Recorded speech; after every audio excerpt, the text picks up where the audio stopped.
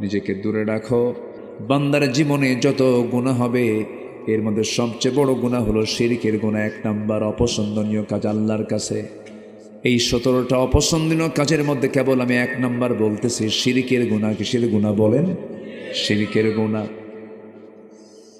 আল্লাহ রাব্বুল আলামিন সূরাতুন নিসার 48 নম্বর আয়াতে বলছেন, ইন্নাল্লাহা লা ইয়াগফিরু আন ইউশরাকা বিহি ওয়া ইয়াগফিরু মা দুনা যালিকা লিমান ইয়াশা ওয়া মান ইউশরিক বিল্লাহি ফাকাদ ইফতারা ইসমান আযীমা। জোরে বলুন আল্লাহু আকবার। আল্লাহ রাব্বুল আলামিন বান্দার সকল গুনাহগুলোকে মাফ করে দিবেন, কিন্তু শিরকের গুনাহ কখনো মাফ হবে না। ওয়া মান ইউশরিক বিল্লাহি ফাকাদ হারামাল্লাহু আলাইহিল জান্নাহ। যে ব্যক্তি শিরক করবে তার জন্য জান্নাতটা হারাম হয়ে যাবে, তার জন্য জান্নাতটা বাজেয়াপ্ত হয়ে যাবে, সে জান্নাতের গন্ধ কখনো পাবে না। এই জন্য আমার বন্ধুগণ, কিছু কিছু গুনার ক্লাস আছে, দুনিয়ার জিন্দেগিতেও কিছু কিছু ভুল আছে। আপনি কাউকে থাপ্পড় মেরেছেন, আপনার ফাঁসি হবে না, কিন্তু আপনি একজনকে গুলি করে মেরে ফেলে দিয়েছেন। 2 অপরাধ কি একরকম নাকি? 2 অপরাধের শাস্তি কি একরকম না 2 রকম? 2 রকম। বান্দার ভুল হতেই পারে, বান্দা ভুল করতেই পারে, কিন্তু কিছু কিছু গুনাহ আছে যে গুনার মাফ হবে না। এর মধ্যে অন্যতম হলো শিরকের গুনাহ। শিরিকটা কি? শিরিক এমন একটি গুনার নাম, বান্দা নিজেও টের পায় না আমি কখন শিরিক করে ফেলেছি। পিঁপড়া হাঁটলে যেমন পিঁপড়ার হাঁটার আওয়াজ কানে যায় না, বান্দা যখন শিরিক করে বান্দা নিজে অনেক সময় টের পায় না। মাস্টার্স পাস করেছে, পড়াশোনা সম্পূর্ণ হয়ে গেছে, বিসিএস পরীক্ষায় চান্স হয় নাই, ভাইবা হয় নাই, রিটেন হয় নাই, হতাশ চিত্ততা নিয়ে একসময় বলেই ফেলে, আল্লাহ কি করে খাবো, আমি তো শেষ হয়ে গেলাম, কেমন করে চলবো, কেমন করে খাবো, কেমন করে আমি ঘুরবো ফিরবো।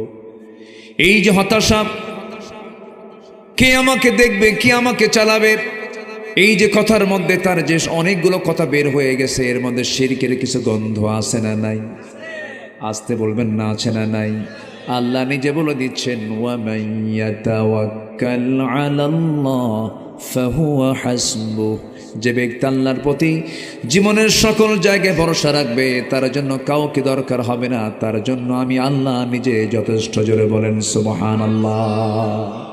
কার কথা? পৃথিবীতে মানুষ ছাড়া কোনো প্রাণীর কোনো খাদ্য গুদাম আছে নাকি? আছে? নাই। শুধু পিঁপড়া ছাড়া একটা প্রাণী আছে, পিঁপড়া। শুধু পিঁপড়াটা কিছু খাবার মজুত করে, এছাড়া পৃথিবীতে কোনো প্রাণীর খাদ্য গুদাম নাই। কোন প্রাণী কি না খেয়ে মারা যায়? মানুষ আসতে কয়, মানুষ মারা যাচ্ছে না? ফিলিস্তিন, বর্তমান দুনিয়া, আধুনিক দুনিয়াতেও মানুষ না খেয়ে মারা যাচ্ছে, মানুষ না খেয়ে মারা যাচ্ছে। এটা খাদ্যের ঘাটতির কারণে নয়, বন্টনের দুর্নীতির জন্য। ঠিক কি না? বন্টনের দুর্নীতির জন্য। খাদ্যের সংকট নাই, বন্টনের সংকট। কিসের সংকট বলেন তো?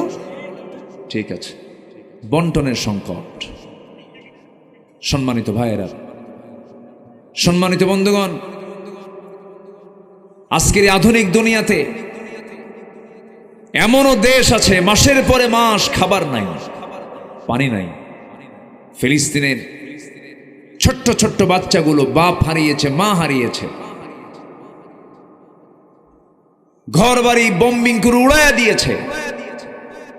সেই ছোট্ট ছোট্ট বাচ্চাগুলো খোলা আকাশের নিচে দাঁড়িয়ে আকাশের দিকে তাকিয়ে বলে, আকাশের মালিক, শুনলাম গোটা দুনিয়াতে নাকি প্রায় 200 কোটি মুসলমান, আজকে আমাদের পেটে কোনো খাবার নাই,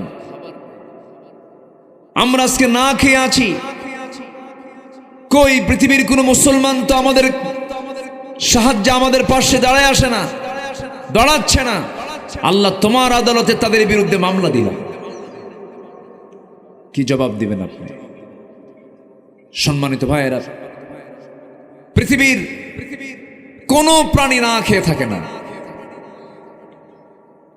জলভাগের সেই প্রশান্তের তলদেশে কোন প্রাণী, ছোট্ট ছোট্ট প্রাণীগুলো, এগুলো খাবারের দায়িত্ব নিয়েছেন তিনি কে? এগুলো প্রাণীকে কে খাওয়ান? আল্লাহ খাওয়ান। উড়ন্ত পাখিগুলো, কোনো খাদ্য গুদাম নাই, কেউ না খেয়ে থাকে না। কিন্তু মানুষের মধ্যে এত প্রবলেম কেন? মানুষ তো খাদ্য গুদামও বানিয়েছে, খাদ্যের মজুদও খাদ্যের মজুদও করে থাকে, এরপরও মানুষের এত সংকট কেন?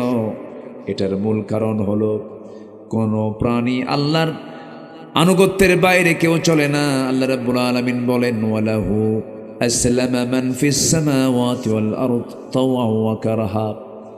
আসমান জমিনে যত প্রাণী আছে, সমস্ত প্রাণীগুলো ইচ্ছাই হোক অনিচ্ছাই হোক আল্লাহর কাছে তারা সারেন্ডার করছে, আত্মসমর্পণ করছে। কিন্তু সবচেয়ে বড় প্রবলেম হলো বান্দার ভিতরে। আসতে বলবেন না, জোরে বলেন ঠিক কিনা? বান্দার ভিতরে বুকটা আমার ফেটে যায়। এতগুলো মানুষ, আমার দেশের মুসলমান, বিশ্বের অনেক দেশ সফর করেছে। আমার মনে হয় যদি হিসাব করা হয়, যদি গড় হিসাব করে দেখা হয় কোন দেশের মুসলমান সবচেয়ে কম নামাজি, আমার মনে হয় সেই দিক থেকে বাংলাদেশটাই ফার্স্ট হয়ে যাবে। শুক্রবারের দিনও মুসলমান নামাজে যায় না। জরিপ এসেছে মাত্র 15% মুসলমান হলো নামাজি। এর কারণটা কি? এই 53 বছর বহু নেতার আগমন হয়েছে। নেতাগুলো গরম গরম বক্তৃতা দিয়েছে, জনসভা করেছে, কিন্তু নেতাগুলো তার জনগণকে, তার কর্মীকে নামাজের দাওয়াত দেয় নাই। ঠিক কিনা? ও যুবকরা, তোমরা রক্ত দিয়েছ, দেশকে জুলুম থেকে মুক্ত করেছ, তোমাদের কাছে আমার প্রাণের দাবি। আমি তোমাকে সতর্ক করার জন্য বলছি, যে নেতা তোমার হাতে মদের বোতল তুলে দেবে, যে নেতা তোমার হাতে নারীকে তুলে দিবে, যে নেতা তোমাকে অস্ত্র তুলে দেবে, যে নেতা তোমাকে নামাজের কথা বলবে না, যে নেতা তোমাকে পরকালের ভয়ের কথা বলবে না, ওই নেতা তোমার জন্য দুনিয়াতেও বিপদের কারণ, আখিরাতেও বিপদের কারণ। ওই সমস্ত নেতৃত্বের মুখে তোমরা জুতা মারো, থুতু মারো। ঠিক কিনা? জুতা থুতু মারো। অসৎ নেতৃত্বের বুকে লাথি মারো, সৎ নেতৃত্ব গড়ে তোলো, নিজেকে প্রস্তুত করে নাও। একটা জুলুম থেকে বাঁচার জন্য যদি এই পরিমাণ রক্তের প্রয়োজন হয়, এই কোরআন প্রতিষ্ঠার জন্য আরো পথ আছে না নাই? আরো পথ বাকি আছে না নাই? আছে। আমাদের সংগ্রাম সেই সময় পর্যন্ত চলবে যতক্ষণ না কোরআনটাকে তার সঠিক জায়গায় না পৌঁছানো যাবে। সবাই রাজি আছেন তো? সবাই রাজি আছেন তো? 1000 বছর ওয়াজ করে বেহায়াপনা বন্ধ করতে পারবেন না। 1000 বছর ওয়াজ করে চিটাগং সিটি থেকে মদের দোকান বন্ধ করতে পারবেন না। 1000 বছর ওয়াজ করে বৃক্ষাবৃত্তির লাইসেন্স আপনি বন্ধ করতে পারবেন না। কিন্তু কোরআনটাকে যদি আমরা জায়গা মতো পৌঁছায় দিতে পারি, কোরআন দিয়ে শুধু নামাজ হবে, কোরআন দিয়ে সমাজ গড়বে না, এমন চিন্তা লালন করা কিছু মানুষ আমার দেশে আছে না নাই? আসতে বলবেন না, আছে না নাই? আছে। কিন্তু কোরআন শুধু নামাজের কিতাব নয়, কোরআন হচ্ছে এমন একটি কিতাবের নাম যা দিয়ে বান্দার জীবনের সকল কিছুর সমস্যার সমাধান নিশ্চিত করতে পারে। আল্লাহু আকবার বলেন। অতএব কোরআনকে শুধু আমরা নামাজের ভিতরে দেখতে চাই না, শুধু তেলাওয়াতে দেখতে চাই না। কোরআনকে শুধু আমরা কাগজের পাতায় আর নামাজের পাতায় দেখতে চাই না। আমরা কোরআনকে দেখতে চাই সমাজের পাতায় পাতায়, প্রত্যেকটা সেক্টরে, সচিবালয় থেকে শুরু করে নিয়ে প্রত্যেকটি অঙ্গনে আমরা কোরআনকে দেখতে চাই। রাজি আছেন কারা কারা? হাত উঁচু করে দেখান।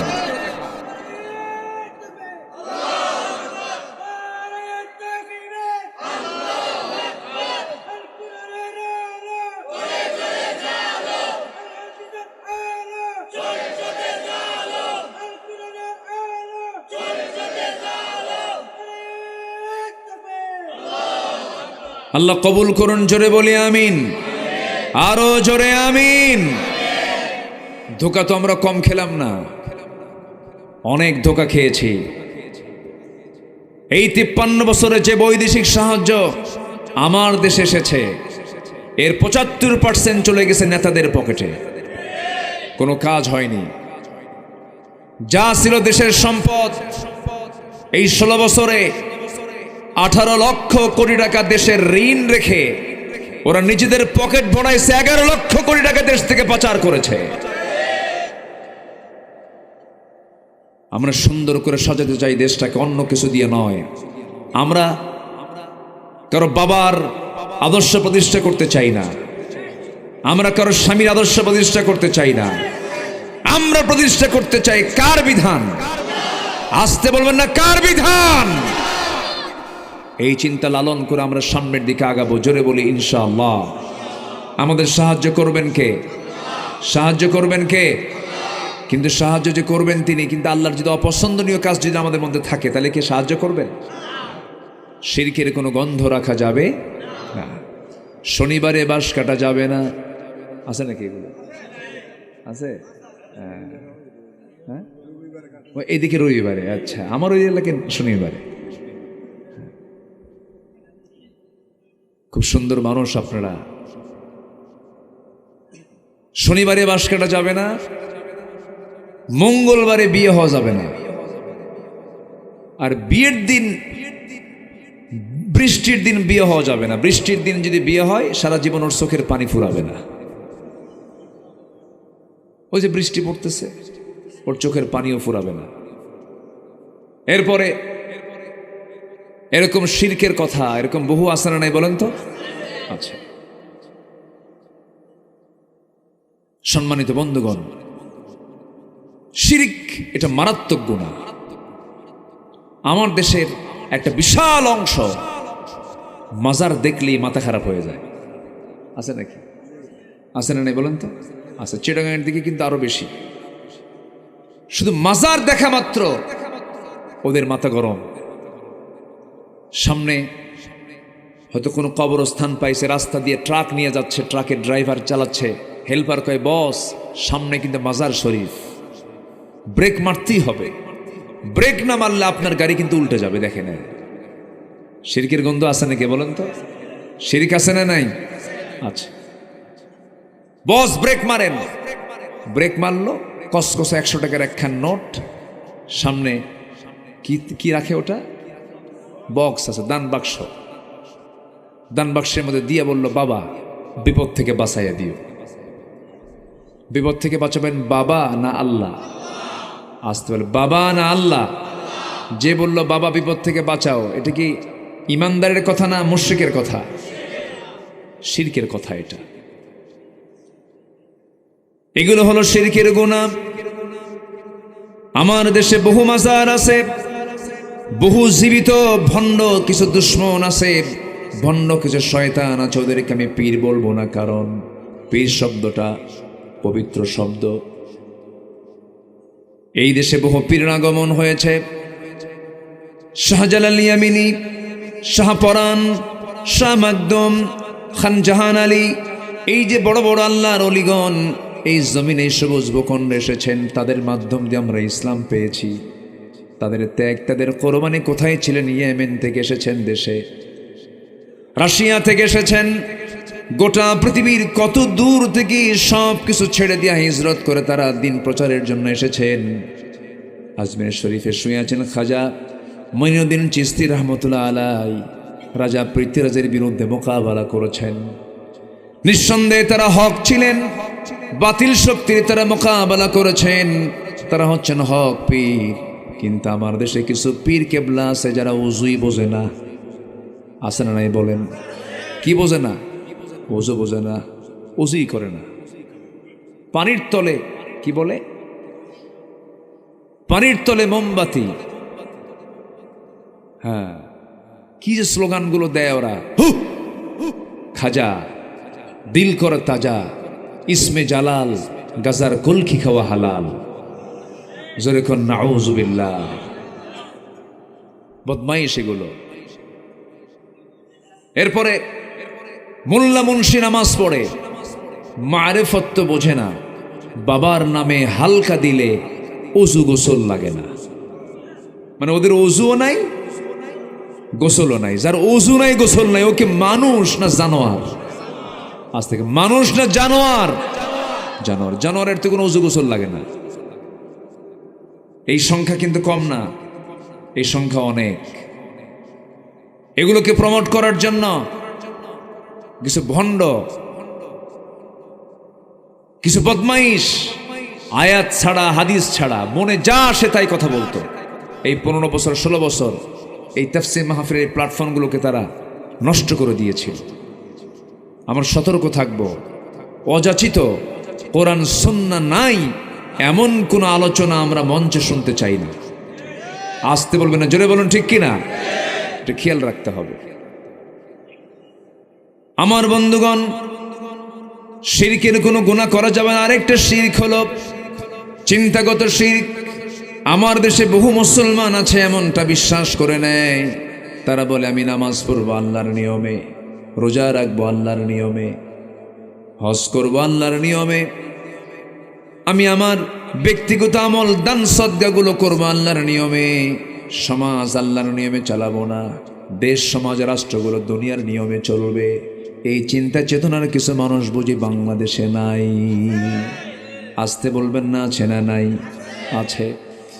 তারা লালন করে যে এটাই ধর্ম ধর্মের জায়গায় থাকবে, রাষ্ট্র রাষ্ট্রের জায়গায় থাকবে। না না, রাষ্ট্রের জায়গায় ধর্ম থাকবে না, ধর্মের জায়গায় রাষ্ট্র থাকবে না, তা হবে না। বরঞ্চ রাষ্ট্র আছে যেখানে, ধর্ম আছে সেখানে, ধর্ম থাকবে সেখানে, রাষ্ট্র থাকবে যেখানে।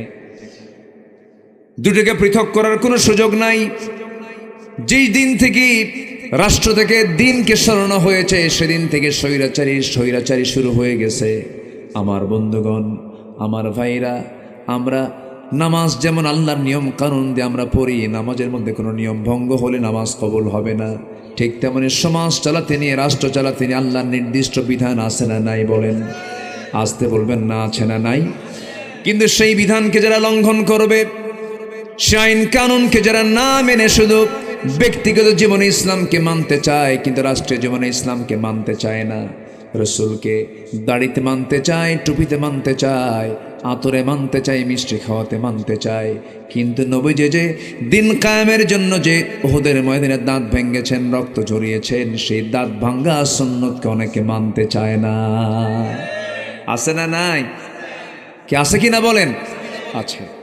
যারা ইসলামকে একটা জায়গায় মানতে চায়, আরেকটা জায়গায় মানতে চায় না, যারা রসুলকে নামাজে মানতে চায়, রোজায় মানতে চায়, দাড়িতে মানতে চায়, সুন্নতে মানতে চায়, কিন্তু রাষ্ট্রীয় জীবনে রসুলের সুন্নাহকে মানতে চায় না, ওটা নবীর উম্মত নয়, ওটা ভণ্ড, ওটা প্রতারক।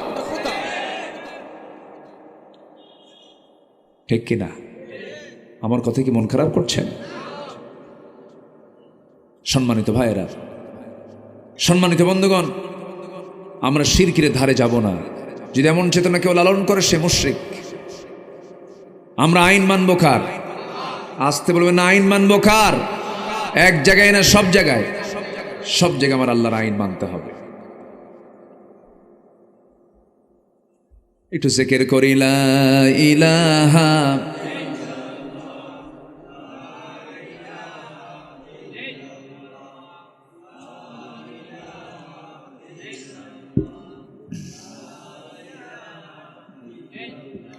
আরো জোরে, লা ইলাহা, আরো জোরে, লা ইলাহা, লা ইলাহা ইল্লাল্লাহু মুহাম্মাদুর রাসূলুল্লাহ সাল্লাল্লাহু আলাইহি ওয়াসাল্লাম। আল্লাহর অপছন্দনীয় কাজ যেন আমি কয়টা বলেছি বলেন তো? মনে আছে আপনাদের? কয়টা বলেছি? এই লোকগুলো ওঠে কেন? আমি কি শেষ করে দেব নাকি? তো ওঠেন কেন?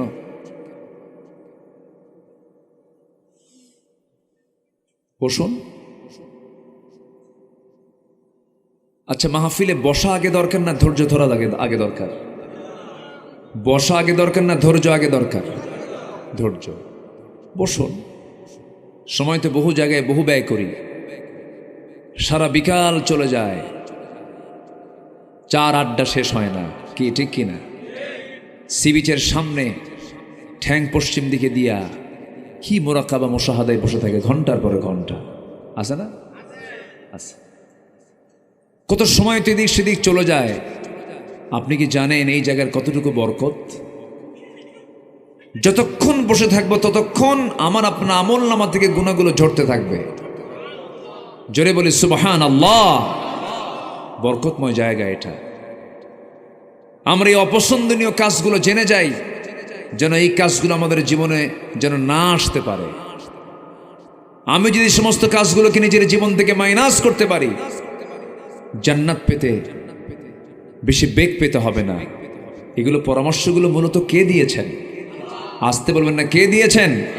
আল্লাহ দিয়েছেন। নাম্বার 2 হলো যারা মুনাফিকি করে। মুনাফিকি হচ্ছে আল্লাহর কাছে সবচেয়ে অপছন্দনীয় একটা কাজ। আল্লাহ রাব্বুল আলামিন মুনাফিকের শাস্তিটাকে সবচেয়ে বেশি রেখেছেন। মুনাফিক এমন একটি বদগুণ, এমন একটা খারাপ গুণ, একটা মুনাফিক নিজেও আরেকজন মুনাফিককে দেখতে পারে না। মুনাফিক আরেক মুনাফিককে বলে তুই তো বেটা মুনাফিক, ও নিজেও কিন্তু মুনাফিক। আল্লাহ রাব্বুল আলামিন মুনাফিকের শাস্তি নিয়ে তিনি নিজেই বলতেছেন, ইন্নাল মুনাফিকিনা ফিদ দারকিল আসফালি মিনান নার ওয়ালা তাজিদ লাহুম নাসীরা। জোরে বলুন আল্লাহু আকবার। মুনাফিকরা জাহান্নামের সবচেয়ে নিম্ন স্তরে অবস্থান করবে, তাদের জন্য কোনো সাহায্যকারী থাকবে না। আমার বন্ধুগণ, কাফেরের দ্বারা ইসলামের যতটুকু ক্ষতি হয়েছে, এরপরে মুশরিকের দ্বারা ইসলামের যতটুকু ক্ষতি হয়, ফাসিকের দ্বারা যতটুকু ক্ষতি হয়, তার চেয়ে সবচেয়ে বেশি ক্ষতি হয়েছে এবং হয়ে থাকে মুনাফিকদের দ্বারা। আমার বন্ধুগণ, মুনাফিককে চেনার জন্য আল্লাহ রাব্বুল আলামিন সূরা মুনাফিকুন নামে একটা সূরা দিয়েছেন। মুনাফিকদের চেনার 1 নাম্বার দিক হলো, আল্লাহ রাব্বুল আলামিন কোরআনে কারীমের মধ্যে তিনি নিজে উল্লেখ করেছেন, মুনাফিককে চিনতে হলে 1 নাম্বার ওদের বদগুণ জেনে নাও। ইন্নাল মুনাফিকিনা লাকাযিবুন। মুনাফিকদের 1 নাম্বার বদগুণ হলো তারা সবচেয়ে বড় মিথ্যাবাদী হয়। এখন বলুন, যারা মিথ্যা কথা বলে তাদের আল্লাহ তাআলা কি বলেছেন বলেন? আস্তে কয়, কি বলেছেন? কি বলেছেন? কি বলেছেন? এটা আমার ফতুয়া না, আল্লাহর ফতুয়া। ইন্নাল মুনাফিকিনা লাকাযিবুন। যারা মুনাফিক তারা মিথ্যাবাদী হয়। আমার নবী যাবার ব্যাখ্যা দিতে নিয়ে বলেছেন, ইযা ওয়াদা আখলাফা ওয়া ইযা তুমিনা খান। যখন সে ওয়াদা করে ওয়াদা ভঙ্গ করে, যখন তার সামনে কোনো আমানত রাখা হয় আমানতের খেয়ানত করে ফেলে, আর যখন সে কারোর সঙ্গে কথা বলতে যায় বেফাস কথা বলে, মুখ খারাপ করে কথা বলে, এই 4টা বদগুণ আছে যার, মুনাফিক সে হয়ে যায়। মুনাফিকের লক্ষণ হলো 4টা। আমার বন্ধুগণ, এখন আমি প্রশ্ন করব, আমার দেশে বুঝি একটা মুনাফিকও নাই? তো পেকুয়া নাই? হ্যাঁ, পেকুয়া আছে? এত সুন্দর মাহফিল, কেউ নড়ে না চড়ে না, আলহামদুলিল্লাহ বসে আছেন। শান্ত হও। কি হয়েছে? কি হয়েছে? এত ফুল কেন? এগুলো কি ফুল? কি তাজা ফুল না প্লাস্টিক ফুল? এই জন্য এত নড়ে। রেখে দেন। তারা সুন্দর করে কোরআনের বাগানটাকে সাজিয়েছে, বলি আলহামদুলিল্লাহ। জি, বসে পড়ুন, বসুন। আলহামদুলিল্লাহ। আমাকে সময় দিচ্ছেন তো নাকি? কেবল 1 ঘন্টা গেল, 1 ঘন্টা চলছে। পয়েন্ট চলতেছে কয়টা? কয়টা পয়েন্ট চলতেছে? আরো আছে কয়টা? ওয়াজ কি শুরু না শেষ? নুরু, ওয়াজ কি শেষ না শুরু? সময় নিয়ে বসুন। আমরা আজকে 17টা পয়েন্ট একটা একটা করে শিখে যাব। জোরে বলি ইনশাআল্লাহ। তাহলে মিথ্যা কথা বলে যে মুনাফিক, কি ঠিক কিনা বলেন? এটা কি আমার ফতুয়া না আল্লাহর ফতুয়া? আমরা তো কেউ মিথ্যা কথা কই না। হ্যাঁ, মিথ্যে কথা বলি? তাহলে নিজেকে নিয়েও টেনশন আছে না নাই? বলেন, নিজেকে নিয়েও টেনশন আছে না নাই? অন্যকে নিয়ে আপনি টেনশন করবেন কখন? একটু কান লাগান, মনোযোগ দিয়ে কথাগুলো শোনার চেষ্টা করুন। একজন ব্যক্তি জান্নাতের সংবাদ পেয়েছেন দুনিয়াতে বসেই। আল্লাহ রাব্বুল আলামিন নবীর কাছে জানিয়ে দিয়েছেন, ওমর ফিল জান্নাহ, ওমর জান্নাতি। এমন একজন জান্নাতের সংবাদ প্রাপ্ত একজন সাহাবী হাউমাউ করে একদিন কাঁদতে কাঁদতে চলে গেছেন এক সাহাবীর কাছে, নাম তার হুযায়ফা। হুযায়ফার সামনে গিয়ে বলছে, ভাই হুযায়ফা, আল্লাহ রাসূল তোমার কাছে একটা তালিকা দিয়েছেন, সেই তালিকা হলো মুনাফিকদের তালিকা। আমার মনে হয় দেখো, মুনাফিকের তালিকা তোমার হাতে যে দেওয়া হয়েছে, ওই তালিকাটা বের করে দেখো তো। আমার সন্দেহ হয় আমার নাম ওমর ওই নামটা আছে কিনা দেখো তো। হুযায়ফা বলছেন, ভাই ওমর, আপনি কি পাগল হয়েছেন নাকি? আপনার ব্যাপারে তো ঘোষণা হয়ে গেছে আপনি জান্নাতি। কিন্তু আমার ফারুক বলেন, শোনো হুযায়ফা, আমার মন বলছে আমি মনে হয় মুনাফিকের কাতারে চলে গেলাম কিনা। ওমরের মতো মানুষ যদি এমনটা সন্দিহান হন, এমনটা পেরেশান হন, আমার বন্ধুগণ আমরাও দুনিয়া থেকে বিদায় হয়ে যাব। এই পেরেশানি সবার মধ্যে থাকার দরকার আছে না নাই? সাইয়্যিদিনা হামজা রাদিয়াল্লাহু তাআলা আনহু বাড়ি থেকে একদিন দূর মেরে মেরে রাস্তা দিয়ে যাচ্ছেন আর বলছেন, না ফাকা হামজালা, না ফাকা হামজালা, হামজালা মুনাফিক হয়ে গেছে, মুনাফিক হয়ে গেছে। একজন সাহাবী বলছেন, হামজালা তোমার কি হয়েছে বলো? হামজালা বলছে, আমি মনে হয় মুনাফিক হয়ে গেছি।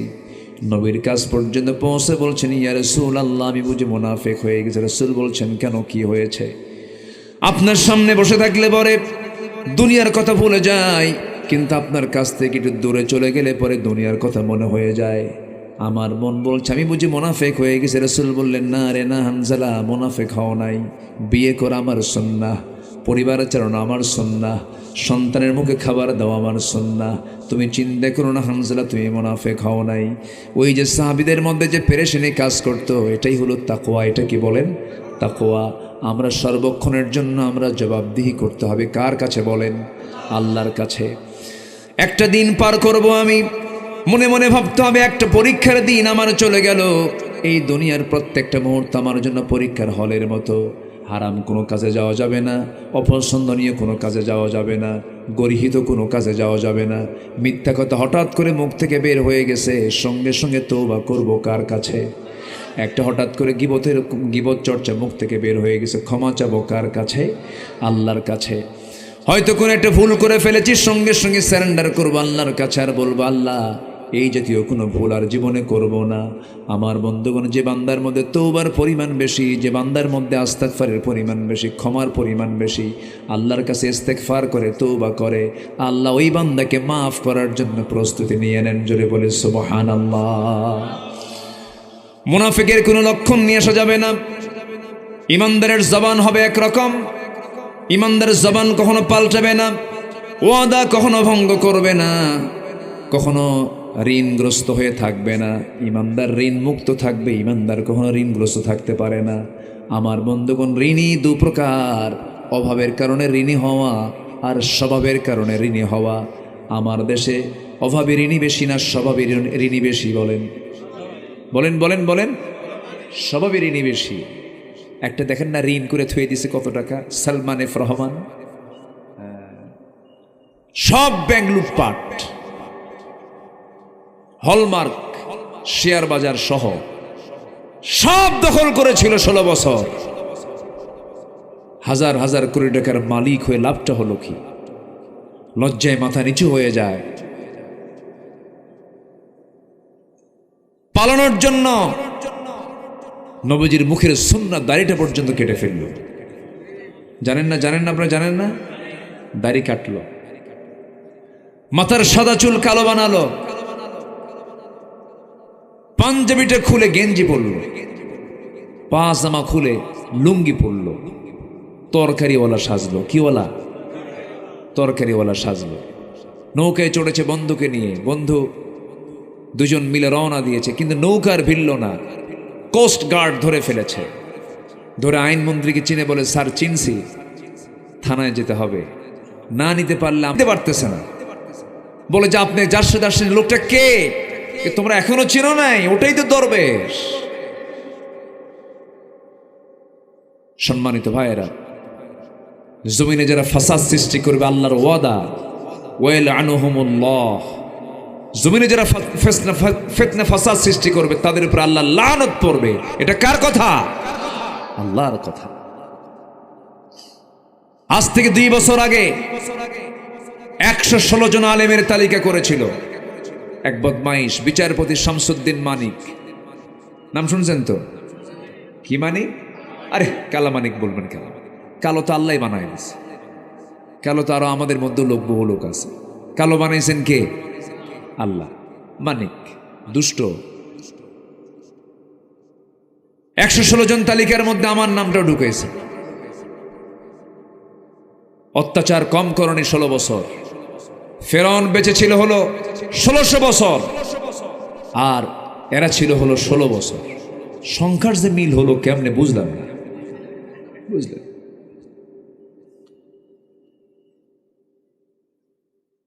এই 16 বছর কম অত্যাচার করণী।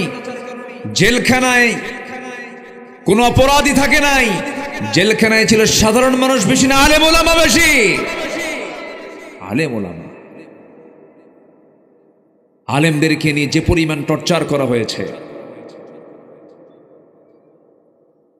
এই বিগত 16 বছর থাকার আগে 5 বছর যখন ছিল, 1996 সালে যখন তারা প্রথম আসে, ওই সময় আমাকে প্রথম মামলার আসামি করা হয়। এই গভর্নমেন্ট ক্ষমতায় আসার পরেও বিগত 16 বছর যে ছিল, ওই সময় আমার বিরুদ্ধে মামলা করা হয়। এই কালামানিক, আমি তো কালামানিক বলে ফেললাম, মানে নামটা ফেমাস হয়ে গেছে, তখন কি করবেন এখন? আচ্ছা, ও আমার নামে তালিকা করলো। নির্বাচনের আগ দিয়ে 2018 সালে হঠাৎ করে আমার বাড়ি ঘেরাও করে ফেলছি। ঘেরাও করে সাদা পোশাকধারী বলল যে আমরা প্রশাসনের মানুষ। আমি প্রশাসন না, সন্ত্রাস আল্লাহ জানে। ধরে নিয়ে আমাকে থানায় নিয়ে গেল। মামলা খান দিয়ে বলল, হুজুর কয়েকদিন ঘুরে আসে। জেলখানায় ঢুকায় দিল। ঢুকলাম, ঢুকে মাত্রই দেখি সামনে এক মুরব্বী, 80 থেকে 90 বছর বয়স, এক বুড়া মানুষ আমার দেখে লম্বা একখান সালাম দিয়ে বলল, হুজুর আপনি জেলখানায়? খুব খুশি হলাম। তো বললাম যে ঢুকলাম জেলখানায়, আপনি খুশি হলেন কেন? কেউ ওয়াজ শুনতে যায়, কত দূর থেকে ওয়াজ শুনি, মোসাফা করতে পারি না, কথা বলতে পারি না, তা আপনি এত সুন্দর আমার কাছে এসে ধরা দিলেন, তো এটা কি আমার দুঃখের সংবাদ না আনন্দের সংবাদ? সম্মানিত ভাইয়েরা, আমি তাকে বললাম, চাচা আপনার মামলা কি? তো বলে, বাবা আমার মামলা হলো বিস্ফোরক মামলা, আমি বোমা মারছি, বোমা। বলেন তো 85-90 বছরের মানুষের কি হাতের ফিটনেস থাকে? ও মারতে যাবে একদিক, উল্টো ওর গায়ের উপরে পড়বে। এই চিত্র চিত্রায়িত হয়েছে 16 বছর। সম্মানিত বন্ধুগণ, সেই বিচারপতি মানিক আলেমের তালিকা করতে গিয়েছে, 2 বছর পার হয়নি। পালানোর জন্য সে ত্রিপুরা হয়ে দিল্লি যাবে। সিলেটের মানুষ তাকে ধরে মোটামুটি আপ্যায়ন করেছে, মেহমানদারি করেছে। উত্তম মাধ্যম দিয়ে শেষ পর্যন্ত বিসি শুদ্ধ আউট করছে। সম্মানিত বন্ধুগণ, সম্মানিত ভাইয়েরা, ওরা যেমন আমাদের 16 বছরের তালিকা করেছে, প্রত্যেকটি মুহূর্ত ত্রাস সৃষ্টি করেছে। আমরা সুস্পষ্ট জানান দিতে চাই, এই বাংলার সবুজ ভূখণ্ডে ইখতিয়ার উদ্দিন মোহাম্মদ বিন বখতিয়ার খলজির এই দেশে, শাহজালালের এই দেশে, শাহ মাকদুমের এই দেশে যারা নাস্তিক্য চেতনা লালন করতে চায়, যারা আল্লাহ বিরোধী, রসুল বিরোধী কোন চেতনাকে প্রমোট করতে চায়, তাদের আমাদের এখন তালিকা করার সময় হয়েছে। ঠিক কিনা বলেন? জাহাঙ্গীরনগর ইউনিভার্সিটি একটা পবিত্র শিক্ষাঙ্গন, মনে আছে কিনা আপনাদের জানা আমি জানি না। এক কুখ্যাত ছাত্র, তার নামও মানিক, 100টা নারীর জীবন ধ্বংস করে, 100 জন নারীকে ধর্ষণ করে, ছাত্রীকে ধর্ষণ করে ধর্ষণের সেঞ্চুরি উপলক্ষে সে ক্যাম্পাসে এসে সাংবাদিক সম্মেলন করে সে মিষ্টি বিতরণ করেছে। আমাদের দাবি হলো এই সমস্ত কুলাঙ্গারদের প্রকাশ্যে ঝুলে রেখে ওদের রক্ত মাংস হাড় হাড্ডি কুত্তা বিলাই দিয়ে খাওয়ানো দরকার। রাজি আছেন কারা কারা? হাত উঁচু করে দেখান মুসলমান।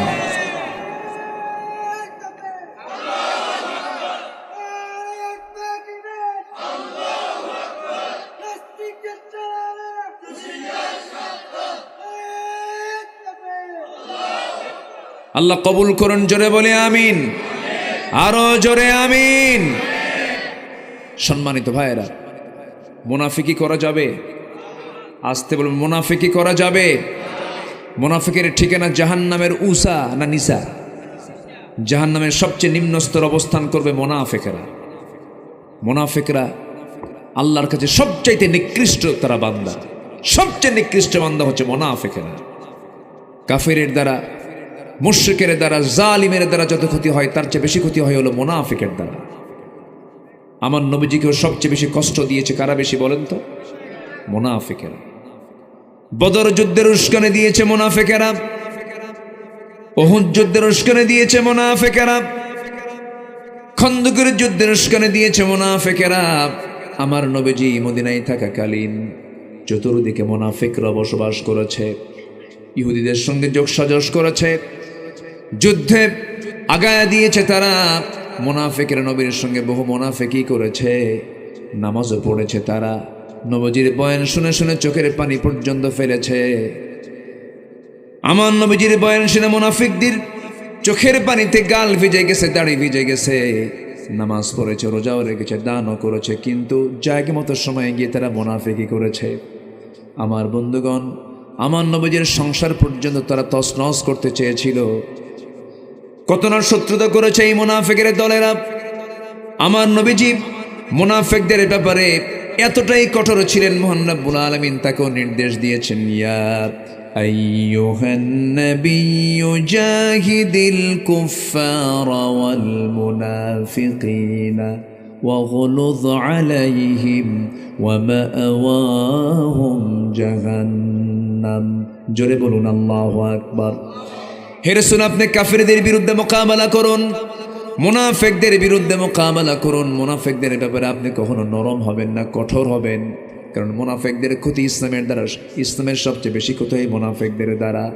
আমার দেশের কিছু মুনাফিক আছে, দীর্ঘ 16 বছর ওই সময়টা পার করেছে, মাথায় টুপিও ছিল, মুখে দাড়িও ছিল, একটা মামলা তো দূরের কথা, একটা গায়ে আঁচড় পর্যন্ত লাগে নাই। যায় নাই, 16 বছর যায় নাই। কিন্তু চোরের মায়ের, আসতে কোন চোরের মায়ের বড় গলা। আমার বন্ধুগণ, আমার নবীজির পারিবারিক জীবনের একটা কথা আমার মনে পড়ে গেল। মুনাফিকরা কত ভয়ঙ্কর দেখেন।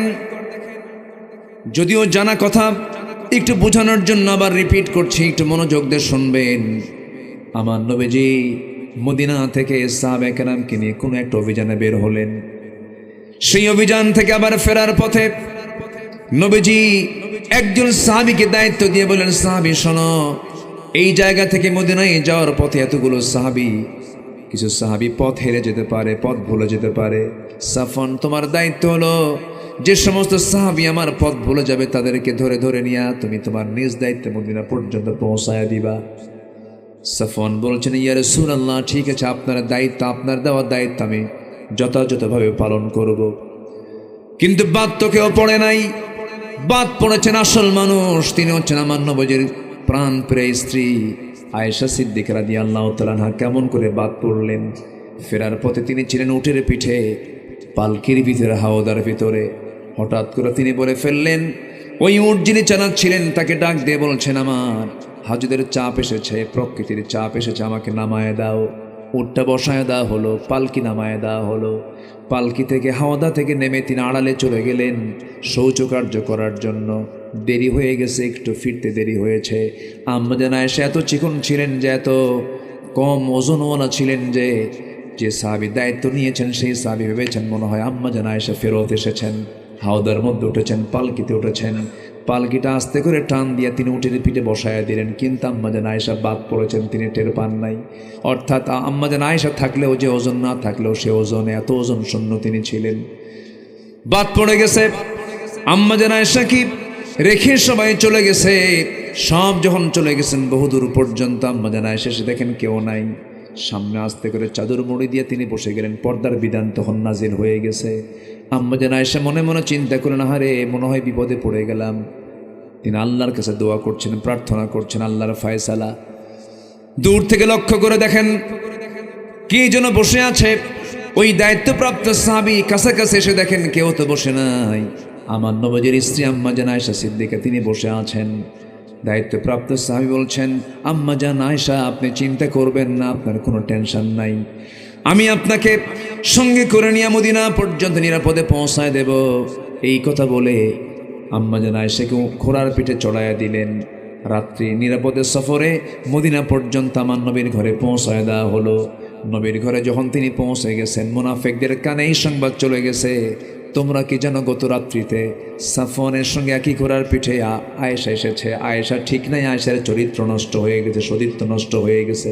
যেরকম নাউজুবিল্লাহ। এই সমস্ত আচরণ যারা করে তাদের পরিচয় কি বলেন? আসতে কয় এই ধরনের লোক মনে হয় বাংলাদেশে নাই। আসতে বলবেন না, আছে না নাই? আল্লামা সাঈদীর বিরুদ্ধে মামলা দিয়েছিল, ধর্ষণের মামলা। আরে এই তো শয়তানও মানবে না। শয়তান কবে আমি মিথ্যা কথা কই, কিন্তু এরকম মিথ্যা কথা আমি করি না। দোয়া করে দেব নাকি? একটু বসুন, ঠান্ডা লাগতেছে মনে হয় আপনাদের, অসুবিধা নাই তো? বলি আলহামদুলিল্লাহ। আমার বন্ধুগণ, এই কথা যখন চতুর্দিকে রিউমার ছড়াইয়া দিল মুনাফিকরা, চতুর্দিকে এই নিউজ যখন চতুর্দিকে চলে গেল, নবীর কানে সংবাদ চলে এসেছে অলরেডি। খারাপ কথা আস্তে ছড়ে না, দ্রুত ছড়ে, দ্রুত ছড়ে। নবীর কানে যখন সংবাদ চলে এলো, আমার নবীজি কথাটা শোনা মাত্রই তিনি তার মনটা ভেঙে গেছে। আম্মাজান আয়েশাকে ডাক দিয়ে বলছে, আয়েশা কি যেন কথা আমার কানকে ভারী করে দিল। যেই কথাটা আমি শুনতে পেলাম, গোটা মদিনায় সব জায়গায় কথা বলা বলি হচ্ছে। আয়েশা আমার মনে হয় এই কথা জানার পর আমি তোমাকে বলতে দেব, আমি তোমাকে বলতে চাই, তোমার এই মুহূর্তে আমার বাড়িতে না থেকে তোমার বাবার বাড়িতে থাকা উচিত। যাও, তোমার বাবার বাড়িতে চলে যাও। আমার বন্ধুগণ, একজন নারীর যখন বিয়ে হয়ে যায়, তার জন্য শ্রেষ্ঠ বাড়ি বাবার বাড়ি না স্বামীর বাড়ি? বলেন কার বাড়ি? কিন্তু যে মহিলা বিয়ের পরে তার কাছে মনে হয় শ্রেষ্ঠ বাড়ি বাবার বাড়ি, সংসার সুখের সংসার সুখের হয়। এরকম কিছু মহিলা আছে না নাই? আসতে বলবেন না, আছে না নাই? আমার মায়ের আলোচনা শুনছেন কিনা জানি না, আছে নাকি? আছে।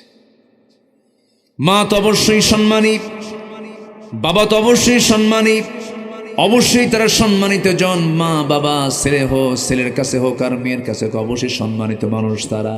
কিন্তু একজন নারীর বিয়ে যখন হয়ে যাবে, তার কাছে শ্রেষ্ঠ বাড়ি হতে হবে স্বামীর বাড়ি। আম্মাজান আয়েশার কানে যখন সংবাদ চলে গেল, রাসূল যখন বলেন, আয়েশা তুমি তোমার বাবার বাড়ি চলে যাও, আম্মাজান আয়েশার চোখের কোনা বেয়ে বেয়ে টপ টপ করে পানি পড়ছে। আর রাসূলকে লক্ষ্য করে বলছেন, ইয়া রাসূলুল্লাহ, আপনি আমার স্বামী শুধু নন, আপনি বিশ্বনবী। আপনি আমাকে অর্ডার দিয়েছেন, আমি যেতে বাধ্য। আমি আমার বাবার বাড়ি চলে গেলাম। তবে একটা কথা বলছি, ইয়া রাসূলুল্লাহি, আমার আপনার সঙ্গে যে বিয়ের বন্দোবস্ত হয়েছে, পৃথিবীর কোনো ঘটক কিন্তু এখানে ঘটকালি করে নাই। স্বয়ং আরশের মালিক আল্লাহ নিজে বিয়ের পয়গাম পাঠাইয়া দিয়েছে। ইয়া রাসূলুল্লাহ, আমি চললাম আমার বাবার বাড়িতে, আমি আল্লাহর উপরে তাওয়াক্কুল করলাম। জোরে বলেন সুবহানাল্লাহ। বিপদ যখন আসবে আমরা ভরসা করব কার উপরে? আল্লাহর উপরে। চলে গেলেন মায়ের বাড়িতে। মা ভালো করে কথা বলে না। বাপ হচ্ছেন আবু বকর সিদ্দিক রাদিয়াল্লাহু আনহু, তিনি ভালো করে কথা বলছেন না। তিনি বলছেন, ও আমার মেয়ে আয়েশা, তুই রাসূলকে কষ্ট দিলি। সবাই তার প্রতি নেগেটিভ দৃষ্টিতে তাকায় আছে, ব্যবহার খারাপ করতেছে। কিন্তু আম্মাজান আয়েশা যে পুত পবিত্র মানুষ, সেজদায় পড়ে পড়ে কান্দেন। চিকন মানুষ আরো চিকন হয়ে যান, পাটখুরির মতো হয়ে গেছেন।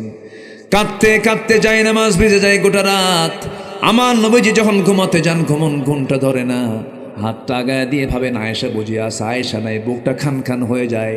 নবীজির চোখের পানিতে বালিশ ভেজে যায়, আম্মা জান আয়েশার পানিতে যায় নামাজ ভেজে যায়। নবীও কান্দে, আয়েশাও কান্দেন, সাহাবীরাও কান্দার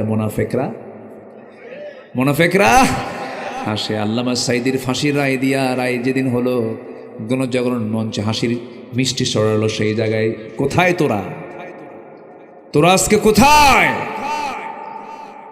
অনেক বাড়াবাড়ি করেছে তারা, ধরে না, ধরলে আল্লাহ ছাড়ে না। ফাঁসির রায় দিতে পারেনি, কিন্তু চক্রান্ত তারা বসে থাকে নাই। 2023-এর 13ই আগস্ট একটা সুস্থ মানুষকে জেলখানা থেকে জোর করে বের করে এনে হসপিটালে ভর্তির নামে, চিকিৎসার নামে পয়জনিং করে বোর্ড গঠন করে তাকে পরিকল্পিতভাবে হত্যা করা হয়েছে। আমরা তাফসীর মাহফিলের প্ল্যাটফর্ম থেকে স্পষ্ট ভাষায় জানান দিতে চাই, অবিলম্বে আল্লামা সাইদির খুনিদের দৃষ্টান্তমূলক শাস্তি নিশ্চিত করা হোক। রাজি আছেন কারা কারা?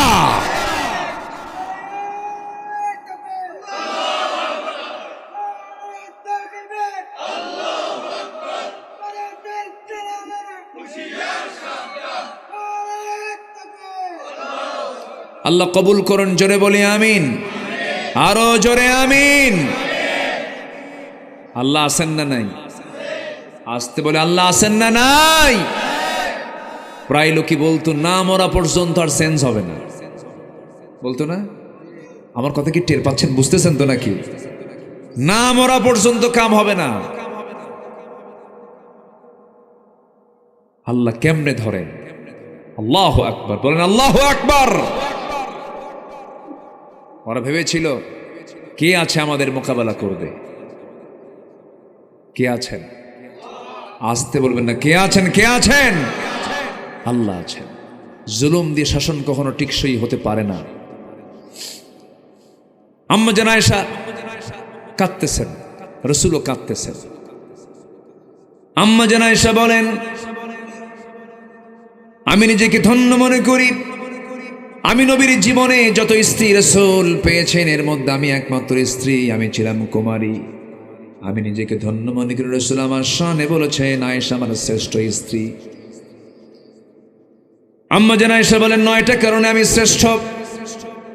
আমার নবীজি আমাকে 9 বছর বয়সে বিয়ে করেছেন, 13 বছরে বধূ করে আমাকে ঘরে নিয়েছেন। আমি আয়েশা নিজের চোখে জিব্রাইলকে দেখেছি। আমি নবীর সঙ্গে যখন একই সঙ্গে বিছানায় ঘুমাতাম, একই চাদরের নিচে আমি থাকা অবস্থায় জিবরিল আমিন ওহী নাজিল করেছেন নবীর উপরে। আমি আয়েশা নিজেকে ধন্য মনে করি।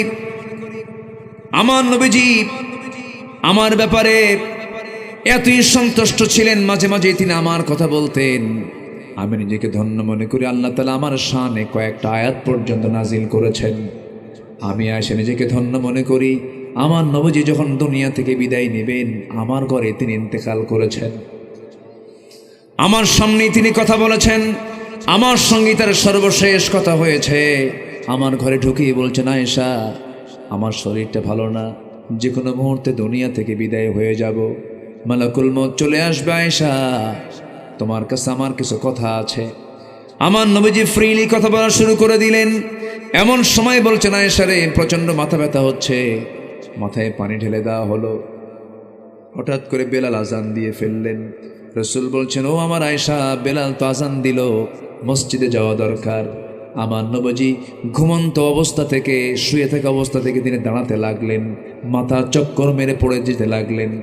আম্মা জান আয়েশা তাকে ধরে ফেললেন। ধরে ফেলে বলছেন, ইয়া রাসূলুল্লাহ, আপনারা বুঝে জামাতে নামাজ আর পড়ার কিসমত হবে না, আপনি পারবেন না। রাসূল বলছেন, আয়েশা রে বুঝতে পেরেছি জামাতে নামাজ আমি আর পড়তে পারবো না, কিন্তু আমার মুসল্লায় কে দাঁড়াবে? কেউ তো দাঁড়ানোর সাহস পাচ্ছে না। তোমার আব্বা আবু বকরকে ডাক দিয়ে বলো আমার মুসল্লায় যেন আমার আবু বকর দাঁড়ায় আমার দায়িত্ব পালন করে নেয়, মানে আমার পরবর্তী খলিফা আমার আবু বকর হবে। যেরকম সুবহানাল্লাহ। নেতৃত্ব আসে নামাজ থেকে, কিসে থেকে বলেন? আসতে বলেন কেন না? নেতৃত্ব আসবে কিসের থেকে? নামাজের যে নেতৃত্ব দেবে সে সমাজের নেতৃত্ব দেবে। যে নেতৃত্ব দিতে যাবে তার যদি নামাজের নেতৃত্ব না থাকে তার নেতৃত্ব দেওয়ার কোনো অধিকারই নাই। আমার নবীজি বলে দিলেন, ওরে আয়েশা, তোমার আব্বাকে বলো আমার মুসল্লায় যেন দাঁড়িয়ে যায়। আমার নবীজির মুসল্লায় যখন আবু বকর দাঁড়ায় গেছেন, সাহাবে কেরামদের মধ্যে হাউমাউ কান্না শুরু হয়ে গেছে, কান্নার রোল পড়ে গেছে, সবাই কান্নায় অস্থির হয়ে গেছে। সেই কান্নার আওয়াজ নবীর কানে যখন চলে এসেছে হুজরাখানা থেকে, রাসূল বলছেন, আয়েশা আমার সাহাবীরা কান্দে, আমাকে একটু নিয়ে যাও। জানালার কাছে নিয়ে যাওয়া হলো। নামাজ শুরু হয়ে গেছি। সাইয়েদনা আবু বকর সিদ্দিক রাদিয়াল্লাহু আনহু নামাজ শুরু করে দিয়েছেন। পিছন থেকে সমস্ত মুসল্লিরা সাহাবীরা নামাজ পড়তেছেন। নবীজি তাদের নামাজের দৃশ্যগুলো দেখতেছেন, আর চোখের কোনা বেয়ে বেয়ে টপ টপ করে পানি পড়তেছে। নবীজি কান্দেন। নবীজির চোখের পানিগুলো আম্মা জান আয়েশা মুছে মুছে দিয়ে বলেন, ইয়া রাসূলুল্লাহ, আপনি কান্দেন কেন? তারা তো নামাজ পড়ে। রাসূল বলছেন, আয়েশা রে, মানুষ যখন কান্না করে দুইটা কারণে কান্না করে, একটা হলো চরম দুঃখে কান্দে, আর চরম আনন্দে কান্দে। আমার আজকে কান্নার যে কারণ তুমি বুঝতে পারো নাই, আমার আজকে কান্নার কারণ হলো সবচেয়ে চরম আনন্দের জন্য আমি আজকে কাঁদতেছি। তুমি কি জানো আয়েশা, আমার সাহাবীরা আজকে স্বাধীনভাবে নামাজ পড়তেছে। এই নামাজ আমাকে মক্কার কাফেররা পড়তে দেয় নাই। আমি যখন নামাজ পড়তে গেছি, আমি যখন সালাত আদায় করতে গেছি, রুকুতে গিয়েছি, আমার পিঠের উপর উঠের পচা নারী ভরি চাপায়া দিয়েছে। আমি নামাজ পড়তে গেছি, হাতের মধ্যে পায়ের মধ্যে তারা পুতুল ঢুকায় দিয়েছে, মূর্তি ঢুকায় দিয়েছে, নামাজ পড়তে দেয় নাই। এই নামাজ কায়েমের জন্য আমাকে তায়েফের ময়দানে মার খেতে হয়েছে। এই নামাজ কায়েমের সংগ্রাম করতে গিয়ে দেখো না আয়েশা, আমার দুটো দাঁত নাই। ওহুদের ময়দানের দাঁত আমাকে ভেঙে দিয়েছে কাফেররা। তুমি কি জানো আয়েশা, এই নামাজ কায়েমের জন্য আমার কোমরটা আজকে কুজা হয়ে গেছে। দেখো না, সোজা হয়ে দাঁড়াতে পারি না। খন্দকে কোদাল মারতে মারতে আমার কোমর কুজা হয়ে গেছে। ওরে আয়েশা, এই নামাজ কায়েমের সংগ্রাম করতে গিয়ে দাঁত গেছে, আমার কোমর গেছে। এত ত্যাগ কোরবানির মধ্য দিয়ে আজকে সেই নামাজের পরিবেশ ফিরে পেয়েছি। এই জন্য আমি চরম আনন্দে আমি কাঁদতেছি। আয়েশা রে, আমি বুঝি দুনিয়া থেকে বিদায় নেব। আয়েশা, আমার বাঁচার মনে হয় আর সুযোগ নাই। মালাকুল মউত চলে আসবে, যে কোনো মুহূর্তে আমার ইন্তেকাল হয়ে যাবে। দেখো তো আমার কলিজার টুকরা দরের দুলালি আমার ফাতিমা কোথায়? দরজার কাছে এসে তিনি হাজির হয়ে গেছেন, রাসূলকে সালাম দিচ্ছেন, কিন্তু চোখে মুখে তার কান্না, চোখ দিয়ে টপ টপ করে পানি পড়ছে। বুখারীর বর্ণনা, আমার নবীজি আস্তে করে আম্মা জানায়েশার পাশে ফাতিমাকে বসায়া দিয়ে বলছে, আমার কলিজার টুকরা মেয়ে ফাতিমা, এই দিকে আসো। কানের মধ্যে মুখ ঢুকায়া দিয়া কানে কানে বলছে, ফাতিমা রে, আমি দুনিয়া থেকে এখন বিদায় নিব। আমার বিদায়ের পর তুমিও দুনিয়া থেকে বিদায় নিবা। সান্ত্বনা দিলেন। সান্ত্বনা দিয়ে বলছেন, ফাতিমা, কবরের জিন্দেগিতে তুমি আমার পাশাপাশি থেকে যাবে। মৃত্যুর কথা শুনলে মানুষ ভয় পায়, কিন্তু ফাতিমা মৃত্যুর কথা শুনে তিনি ভয় পেয়েছেন, আনন্দ পেয়েছেন। আনন্দ পেয়েছেন, আহা, আব্বার সঙ্গে কবরের মাটিতে আমার দেখা হয়ে যাবে। আমার নবীজি দুনিয়া থেকে বিদায় নিয়ে নেবেন। এমন সময় বলছেন, ফাতিমা, কোনো চিন্তা করো না, যাও। এবার বলছে, আয়েশা, আমি দুনিয়া থেকে বিদায় নিয়ে নেব। দেখো তো ঘরের মধ্যে কোনো কিছু আছে নাকি। তন্ন তন্ন করে খুঁজে খুঁজে 5 খণ্ড স্বর্ণের টুকরা পাওয়া গেল, বার পাওয়া গেল। হাতের তালুতে নিয়ে বলছে, আয়েশা রে, এতটুকু সম্পদ আমি আমার ঘরে রাখতে চাই না। এটা দিন প্রতিষ্ঠার সংগ্রামে আমি দান করে দুনিয়া থেকে বিদায় হতে চাই। আমার নবীজি তাও দিয়ে দিলেন। আমার নবীজি এবার বলছেন, আয়েশা, আমি দুনিয়া থেকে বিদায় নিয়ে নেবে, মালাকুল মউত চলে আসবে, আমার জান কবজের জন্য প্রস্তুতি চলতেছে। ওরে আয়েশা, একটা কথা তোমাকে বলে দিচ্ছি, আমার উম্মতকে সর্বশেষ একটা মেসেজ দিয়ে দিবা, আমার উম্মতরা যেন কখনো 5 ওয়াক্ত নামাজ না ছেড়ে দেয়। সবাই কি নামাজ পড়তে রাজি আছেন নাকি? সবাই কি নামাজ পড়তে রাজি আছেন? জোরে বলি, ইয়া আল্লাহ, আমাদেরকে 5 ওয়াক্ত নামাজ আদায় করার তৌফিক তুমি আল্লাহ দিয়া দাও।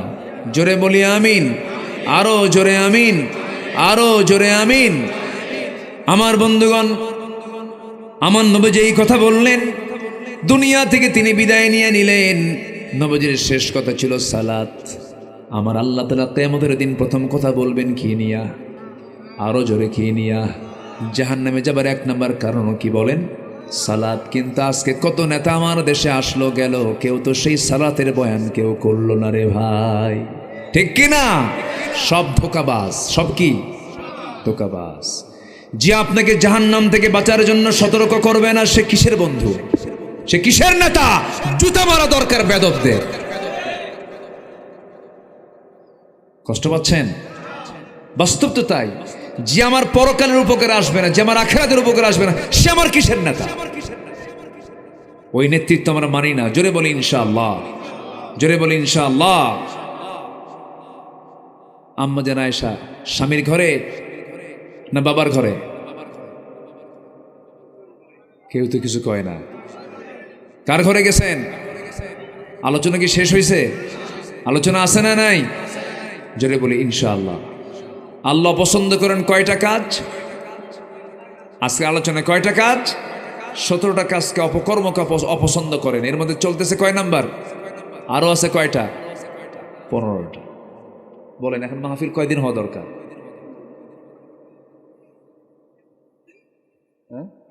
মাহফিল তো 5 দিন হলে ভালো হয়। আমার বন্ধুগণ, নাম্বার 3 হলো অহংকার করা। কি বলেন? আমরা কিন্তু ওইদিকে শেষ হয়নি আমাদের আলোচনা।